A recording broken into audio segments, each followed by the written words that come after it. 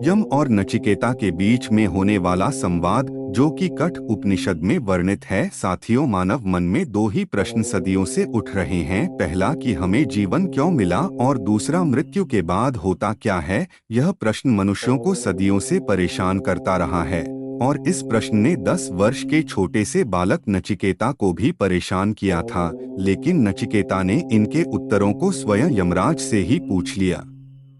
ये संवाद जो था, ऐसा माना जाता है कि यम द्वितीया के दिन हुआ था, जिसको हम भाई दूज कहते हैं। लेकिन कुछ विद्वान यह भी मानते हैं कि दिवाली के एक दिन पहले यह संवाद हुआ था। तो डेट चाहे कुछ भी हो, लेकिन दिवाली के पावन दिनों में ही यह संवाद हुआ था। और इस संवाद की डेट से ज्यादा इम्पोर्टेंट है इस संवाद से मिलने वाला सनातन ज्ञान। इस संवाद में मृत्यु के देवता यमराज ने नचिकेता को मृत्यु, स्वर्ग, आत्मा, मानव बुद्धि और इनके बीच के संबंधों के विषय में कई ढेर सारे रहस्यों को उजागर किया था। उनके बीच का यह संवाद आत्म साक्षात्कार कराता है। तो यमराज और नचिकेता के बीच होने वाले संवाद को समझते हैं। अब साथियों, यम और नचिकेता के बीच का मूल संवाद कठ उपनिषद में वर्णित है। लेकिन यह घटना ऐसी है, यह संवाद ऐसा है कि समय समय पर कठ उपनिषद के अलावा भी बहुत ढेर सारे ग्रंथों में इसका वर्णन मिलता है। जैसे कि तैत्र ब्राह्मण में भी इसका वर्णन है। अगर आप महाभारत पढ़ेंगे तो मौसलूस संहिता ए मानी गई हैं। इसलिए अगर आप ऋग्वेद के दशम मंडल में जाएंगे तो 135वें सूक्त में यम के साथ एक बालक का वर्णन है, और विद्वानों का मानना है कि जो बालक है यही नचिकेता था। इसके साथ साथ एक इंटरेस्टिंग बात और है कि अगर आप सनातन इतिहास में देखेंगे तो मृत्यु या यमराज से भिड़ जाने वाले दो ही व्यक्ति हुए हैं जो यमलोक से जीवित वापस आए थे। एक तो माता सावित्री थी, जो यमलोक से अपने पति सत्यवान को लेकर लौटी थी। दूसरे थे नचिकेता, जो यमलोक जाते हैं, वहां पर ज्ञान को अर्जित करते हैं और वापस आते हैं। अब साथियों, नचिकेता यमलोक पहुँचे कैसे, आइए इसके विषय में जानते हैं। साथियों, नचिकेता ऋषि वाजश्रवस के पुत्र थे। ऋषि वाजश्रवस को कहीं कहीं पर ऋषि अरुण का पुत्र उद्दालक भी बताया गया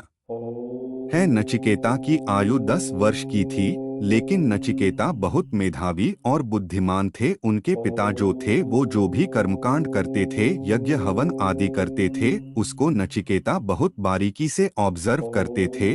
और अपने पिता के प्रति उनकी पितृभक्ति भी बहुत असीम थी। ऐसे में एक बार ऋषि वाजश्रवस यानी नचिकेता के पिता एक विश्वजीत यज्ञ कर रहे थे। अब जो व्यक्ति विश्वजीत यज्ञ को करता है, उसे अपना सर्वस्व दान देने का संकल्प करना होता है। अब ऐसे में नचिकेता यहाँ पर अपने पिता को समझ रहे होते हैं, तो पाते हैं कि उनके पिता विश्वजीत यज्ञ को करते समय जो भी गाय दान में दे रहे हैं, वो गाय बहुत बूढ़ी हो चुकी हैं। वो ना तो झुककर पानी पी सकती हैं, ना गर्भ धारण कर सकती हैं, ना ही दूध दे सकती हैं। तो ऐसी गाय किसी के घर भी जाती, किसी दूसरे ब्राह्मण के घर जाती, तो केवल दुख ही देती। और यहाँ पर जो ऋषि वाजश्रवस थे, नचिकेता के पिता, वो जो अच्छी अच्छी गाय थे वो नचिकेता के नाम पर बचा लेते हैं। वो तो ये बोलते हैं कि ये मेरी गाय नहीं है, ये तो नचिकेता जब बड़ा होगा तो उनकी गाय हैं। तो जो अच्छी गाय थी घर की, उसको नचिकेता के लिए बचा लेते हैं, और अपने विश्वजीत यज्ञ के लिए जो खराब गाय थी उनको दान दे रहे होते हैं। और इस बात को नचिकेता देख रहे होते हैं कि मेरे पिता जो काम कर रहे हैं उसका उन्हें कभी फल नहीं मिलेगा। ये तो पाखंड है, इसमें कोई महिमा नहीं है। और यहाँ पर नचिकेता अपने पिता के पास जाते हैं और उनको ये बात समझाने के लिए एक बहुत कठिन प्रश्न पूछते हैं। नचिकेता को पता था कि अच्छी गाय नचिकेता के लिए बचाई जा रही हैं, लेकिन नचिकेता को ये भी पता था कि जो विश्वजीत यज्ञ होता है उसमें सर्वस्व दान किया जाता है। तो यहीं पर वो अपने पिता से प्रश्न करते हैं कि जब आपने सर्वस्व दान देने का संकल्प लिया है, तो आप मुझे भी दान करेंगे, तो आप मेरे लिए गाय क्यों बचा रहे हैं? और अगर आप मुझे भी दान करेंगे तो आप मुझे किसे दान करेंगे? इस बात को सुनकर ऋषि वाजश्रवस कुछ नहीं बोलते हैं, अनदेखा कर देते हैं। फिर नचिकेता बोलते हैं कि जब आप अपनी प्रिय संपत्ति को दान करने का संकल्प लिए हैं, मैं तो आपकी सबसे प्रिय वस्तु हूँ, मुझे किसे दान करेंगे। इस बार भी ऋषि वाजश्रवस कुछ नहीं बोलते हैं और मन ही मन इस बात को अनदेखा कर देते हैं। लेकिन जब तीसरी बार नचिकेता इस प्रश्न को अपने पिता के समक्ष रखते हैं तो ऋषि वाजश्रवस को क्रोध आ जाता है और वह गुस्सा में बोल देते हैं कि मैं तुझे यमराज को दान कर दूंगा। यहाँ पर ऋषि वाजश्रवस आवेश में आकर, क्रोध में आकर ऐसे वचन को कह देते हैं जो कि विश्वजीत यज्ञ में एक संकल्प हो जाता है, जिस पर उनको बहुत ही पश्चाताप और शोक होता है। वो कई बार नचिकेता से अपना शोक व्यक्त करते हैं, लेकिन नचिकेता यहाँ पर कहते हैं कि पिताजी आप शोक मत करें, मुझे पुत्र धर्म को निभाने दें। एक अच्छे पुत्र का यही कर्तव्य है कि जो उसके पिता ने कहा है उसको वो निभाए। यहाँ पर शोकग्रस्त ऋषि वाजश्रवस दुख में तो होते ही हैं, लेकिन अपने प्रण और वचन के कारण और अपने पुत्र के पुत्र धर्म के कारण वह नचिकेता को यमराज के पास भेज देते हैं। और यहीं पर यमराज और नचिकेता के बीच होने वाला संवाद नचिकेता के लिए परम ज्ञान सिद्ध होता है। यमराज और नचिकेता के बीच क्या संवाद हुआ साथियों? अब जब नचिकेता यमलोक पहुंचते हैं तो वहां पर यमराज नहीं होते हैं, यमराज किसी कार्य से बाहर गए होते हैं। तो नचिकेता अपने पिता के पास वापस नहीं आते हैं, वहां अगले 3 रात्रि तक रुकते हैं, भूखे प्यासे बैठे रहते हैं। और जब 3 दिन के बाद यमराज वहां पहुंचते हैं, अपने मंत्रियों से उनको पता चलता है कि एक ब्राह्मण का बच्चा मेरे दरवाजे पर भूखा प्यासा 3 दिनों से बैठा हुआ है।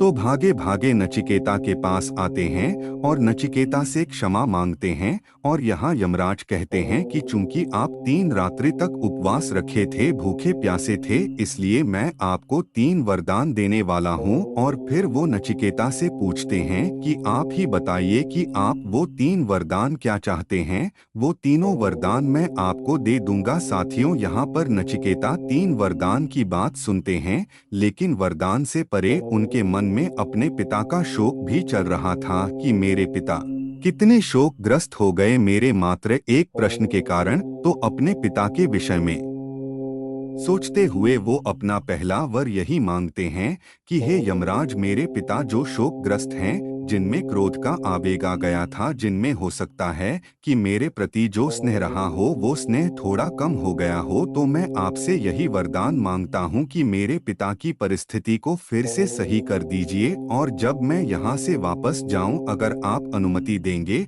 और मैं वहाँ पहुँच तो मुझे वो पहचान जाए और मुझसे पहले जैसा ही स्नेह रखें। तो यहाँ पर नचिकेता की बात सुनकर यमराज उन्हें पहला वर यही देते हैं कि तुम्हारे पिता की जो मनोस्थिति है वो फिर से सुधर जाएगी और वो वैसे ही हो जाएंगे।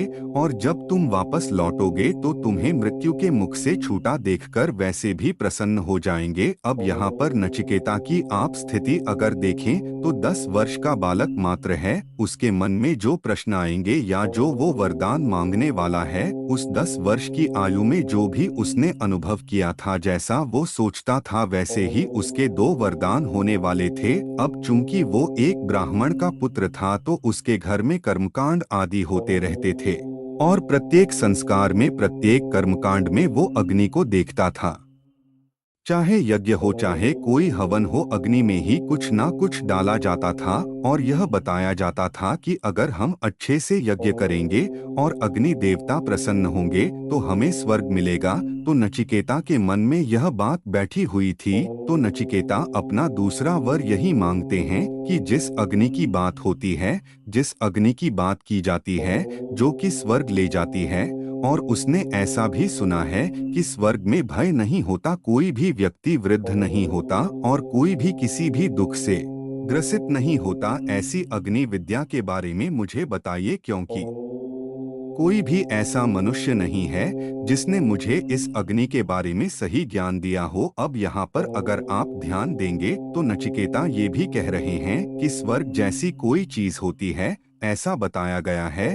वहाँ पर भय नहीं होता है, कोई दुखी नहीं होता है, कोई वृद्ध नहीं होता। ये भी कुछ घटनाएं उसके जीवन में घट रही होंगी, जैसे कि एक हमें कथा मिलती है जो कि हमें उपनिषद में तो नहीं मिलती लेकिन इतर उतर मिलती है, कि नचिकेता गुरुकुल में जब पढ़ते थे तो दैनिक क्रिया में जब वो गाय चराने जाते थे, तो एक बार गाय को घास चराने जब गए तो उनमें से उन गाय के झुंड में से एक गाय घास नहीं चर रही थी। जब वो मित्र से पूछते हैं तो मित्र कहता है, यह गाय बूढ़ी हो गई है, अब यह झुककर घास नहीं चर पा रही है।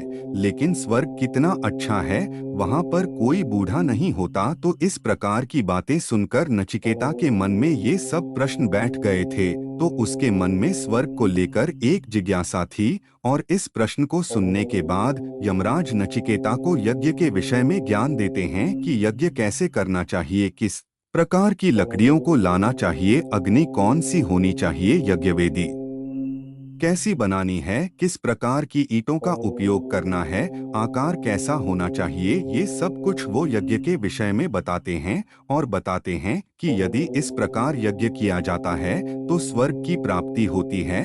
लेकिन यहाँ पर यमराज स्वर्ग के विषय में नहीं बताते हैं, वो पूरी प्रक्रिया बता देते हैं, यज्ञ बारे में बता देते हैं, सारी अग्निहोत्र के बारे में बताते हैं, ईंटों के बारे में बताते हैं, समिधा के बारे में बताते हैं। और जब नचिकेता इन सभी को कंठस्थ कर लेता है और उसी प्रकार से यमराज को वापस सुना देता है, तो यमराज बहुत प्रसन्न होते हैं और बोलते हैं कि नचिकेता, मैं तुम्हारी बुद्धि से प्रसन्न हुआ हूँ। मैं तुम्हें चौथा वर देता हूँ कि आज से जो सबसे शुभ अग्नि होगी उसे नचिकेता अग्नि कहा जाएगा, और जो नचिकेता अग्नि के साथ यज्ञ करेगा वो हमेशा स्वर्ग जाएगा। तो यहाँ पर नचिकेता को यज्ञ के विषय में तो पता चल गया था, जो कर्मकांड का पाठ था कि किस प्रकार से यज्ञ को करना चाहिए। लेकिन अभी भी नचिकेता के मन में स्वर्ग के विषय में जिज्ञासा थी, क्योंकि एक कथा और आती है कि नचिकेता के घर के पीछे एक हिरण हुआ करता था, जिसको नचिकेता रोज देखता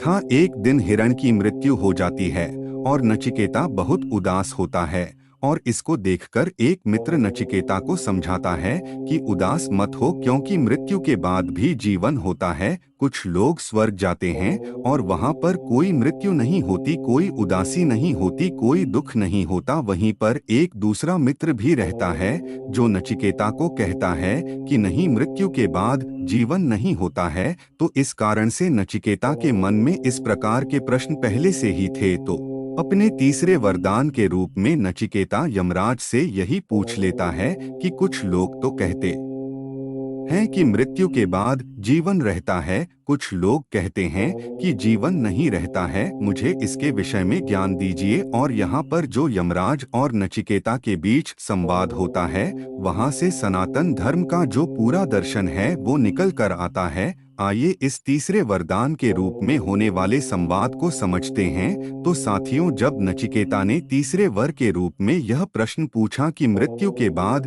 जीवन होता है या नहीं होता है, तो यहाँ पर यमराज थोड़ी देर के लिए शांत हो जाते हैं, और शांत होने के बाद कुछ सोचने के बाद जब बोलते हैं तो नचिकेता से आग्रह करते हैं कि तुम कुछ और पूछ लो, कोई और वरदान मांग लो, क्योंकि यह ऐसा विषय है जिसमें देवताओं को भी संदेह हो जाता है। देवता भी इसको सही से नहीं जानते, बहुत सूक्ष्म विषय है। हे नचिकेता, तुम पूरी पृथ्वी का वैभव मांग लो, तुम गाय, धन, धान्य, महल, अप्सराएं मांग लो, तुम 100 वर्षों का जीवन मांग लो। मैं मृत्यु का देवता हूँ, मेरे संकल्प असत्य नहीं होते, मेरे कहने पर ये हर एक चीजें तुम्हारे कदमों में आ जाएंगी। लेकिन नचिकेता भी हठी था, उसको इसी प्रश्न का उत्तर चाहिए था। नचिकेता बोलता है कि जिसे देवता नहीं समझ पाए मैं वही समझना चाहता हूँ, और हे मृत्यु, मुझे पता है कि मृत्यु के बाद क्या होता है, ये केवल और केवल तुम्हें पता है। तुम ही इसके सबसे बड़े गुरु हो और मुझे तुमसे यह बात जाननी है। मैं इस अवसर को नहीं गवा सकता, और जो आप मुझे वरदान मांगने के लिए कह रहे हैं, पूरी पृथ्वी का भोग, वो मैंने देखा है कि पूरी पृथ्वी पर मनुष्य को कितना भी वैभव मिल गया हो वह संतुष्ट नहीं हुआ है, और आपके ज्ञान से शायद मुझे ऐसी चीज मिलने वाली है, जिसके सामने पूरी पृथ्वी का भोग भी छोटा पड़ जाएगा। तो नचिकेता अपने प्रश्न से रत्ती भर भी नहीं हिलते हैं। वो कहते हैं कि यमदेव मेरे प्रश्न का उत्तर दे। अब साथियों, जो प्रश्न था उसका उत्तर कितना भी सूक्ष्म क्यों ना हो, कितना भी कठिन क्यों ना हो, लेकिन ऐसा नहीं था कि यमराज को पता नहीं था। यमराज को बहुत अच्छे से उत्तर पता था। वो केवल और केवल नचिकेता की परीक्षा ले रहे थे कि क्या वो इस ज्ञान के योग्य है भी या नहीं है। लेकिन नचिकेता अपने ज्ञान के बल पर और अपनी इच्छा शक्ति के कारण इस परीक्षा में सफल होता है। यमराज यहाँ नचिकेता को बताते हैं कि प्रत्येक मनुष्य के सामने जितनी भी घटनाएं होती हैं, जितने भी कर्म होते हैं, जितने भी विकल्प आते हैं, सब दो चीजों से मिलकर बने होते हैं। श्रेय और प्रेय से श्रेय श्रेष्ठ कर्मों को कहा जाता है, जिनके फल तुरंत नहीं मिलते, बहुत दूरगामी होते हैं, लेकिन वो लक्ष्यों की तरफ ले जाते हैं। और प्रिय कर्मों को कहा जाता है, जिनके फल तुरंत मिल जाते हैं, बहुत अच्छा लगता है, लेकिन वो हमें लक्ष्यों से भटका है। और कभी भी धर्म संकट की स्थिति हो तो इसको हमेशा ध्यान रखना चाहिए कि का या इसमें श्रेय है और क्या प्रेय है, और हमेशा श्रेय को चुनना चाहिए। यहाँ पर यमराज कहते हैं कि नचिकेता, तुम्हारे सामने धर्म संकट था, तुम्हारे सामने एक तरफ सब कुछ भोगने के लिए था और एक तरफ ऐसा ज्ञान था जो तुम्हें पता नहीं है। क्या हो सकता है कि उससे तुम्हारा कोई फायदा ना होता, लेकिन तुमने श्रेय मार्ग को चुना क्योंकि तुम्हें पता था कि प्रेय को भोग कर कोई मनुष्य संतुष्ट नहीं हुआ है। तो जो एक बुद्धिमान मनुष्य होता है, वो प्रत्येक कर्म से, प्रत्येक घटना में, प्रत्येक विकल्प में श्रेय और प्रेय को उसी तरह अलग करके श्रेय को चुनता है। जैसे हंस दूध और पानी में से दूध और पानी को अलग कर देता है, वहीं पर एक जो मंद बुद्धि वाला मनुष्य होता है, वो प्रिय साधनों को चुनता है, प्रेय को चुनता है। और ये ठीक उसी तरह से है जैसे कोई अंधा व्यक्ति रास्ता ढूंढने के लिए किसी दूसरे अंधे व्यक्ति को पकड़ लेता है और फिर वो कभी लक्ष्य तक नहीं पहुंचता, बल्कि रास्ता भटकता है, इधर-उधर टकराता है और इन्हीं कष्टों में फंसा रहता है। तो नचिकेता, तुम बुद्धिमान मनुष्य हो, मैं तुम्हें इसका उत्तर अवश्य दूंगा। तो साथियों, यमराज इसका उत्तर दें, लेकिन उसके पहले आपको श्रेय और प्रेय के विषय में भी वो बताते हैं। हमारे जीवन में कई बार ऐसा होता है कि हम निर्णय नहीं ले पा रहे होते हैं कि हमें ये करना चाहिए या ये करना चाहिए, हमें शादी करनी चाहिए, विवाह करना चाहिए, व्यवसाय बनाना चाहिए, हम इधर जाएं उधर जाएं, बहुत ढेर सारे धर्म संकट होते हैं। तो हमेशा श्रेय के साथ जाना चाहिए, प्रिय लगने वाली चीजों में नहीं फंसना चाहिए। अब आइए जानते हैं कि यमदेव ने नचिकेता को क्या उत्तर दिए। तो यमदेव नचिकेता को कहते हैं कि मैं तुम्हारे प्रश्न का उत्तर देता हूँ, लेकिन हे नचिकेता, यदि इस प्रश्न को लेकर या इसके उत्तर को लेकर तुम्हारे मन में किसी भी प्रकार का सुख या दुख है, तो उसे त्याग दो, क्योंकि जो मैं तुम्हें बताने वाला हूँ उसकी सिद्धि के बाद सुख या दुख नहीं रहता। जो तुम जानना चाहते हो वह शब्दों से परे है, वो विज्ञान से परे है, क्योंकि उस तत्व में कोई भी विकार नहीं होता है जिसे विज्ञान पकड़ पाए। साथियों, विज्ञान में या वैज्ञानिक पद्धति में हम उन्हीं चीजों को खोज कर पाते हैं जो कुछ गुण दिखाते हैं, जो कुछ लक्षण दिखाते हैं, जिन्हें हमारी मशीन खोज कर पाती हैं, जिन्हें हम प्रत्यक्ष प्रमाण भी कह सकते हैं। यहाँ पर यमराज बता रहे हैं कि जिस तत्व के बारे में मैं तुम्हें बताने वाला हूँ उसमें कोई विकार ही नहीं होता, उसमें कोई गुण ही नहीं होता, लक्षण ही नहीं होता, इसलिए उसको विज्ञान से समझना भी असंभव है। यमदेव यहाँ बताते हैं कि ये जो तत्व है, ये धर्म और अधर्म के भी परे हैं, ये तीनों काल से परे हैं। आप ऐसा नहीं कि इसको वर्तमान में, भविष्य में या भूतकाल में समझेंगे, यह सदैव रहता है।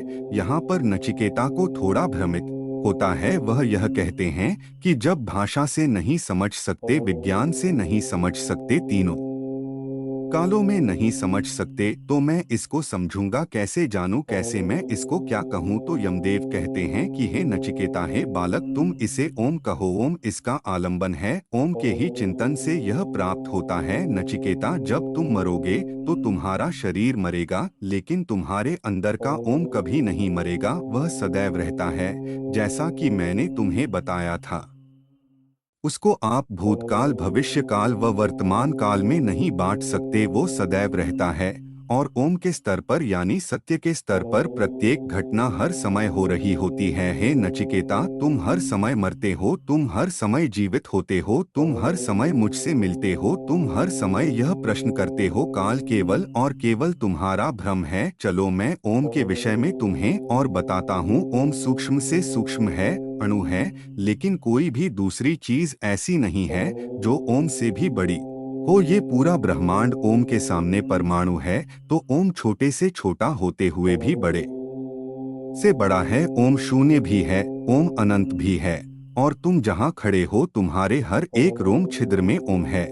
और जहाँ तक तुम सोच सकते हो, तुम्हारी दृष्टि जा सकती है, तुम्हारा मन जा सकता है, तुम्हारे विचार जा सकते हैं, वहाँ भी ओम है। ओम तुम्हारे शरीर में रहते हुए शरीर रहित है। ओम नश्वर वस्तुओं में रहते हुए भी नश्वर नहीं है। नचिकेता, इतनी बात सुनने के बाद, ये जानने के बाद कि ओम को समझना बहुत ही कठिन है, लगभग असंभव है, तो फिर नचिकेता पूछते हैं कि ये ओम जिस तत्व को बताता है, फिर उसकी प्राप्ति कैसे होगी? तो यमदेव कहते हैं कि ना कोई प्रवचन, ना कोई उपदेश और ना कोई वेद पाठ तुम्हें ओम समझा सकता है। ओम जब चाहता है, जिस व्यक्ति को चाहता है, उसके सामने अपने स्वरूप को खुद ही खोलता है। ओम को केवल ओम ही समझा सकता है। तुम्हारे अंदर का ओम जिस दिन चाहेगा, उस दिन वो अपने आप को तुम्हारे समक्ष प्रस्तुत कर देगा। और उसके लिए तुम्हें अपने अंदर के ओम को जगाना होगा, उसका निरंतर चिंतन करना होगा। इसके अलावा कोई उपाय नहीं है।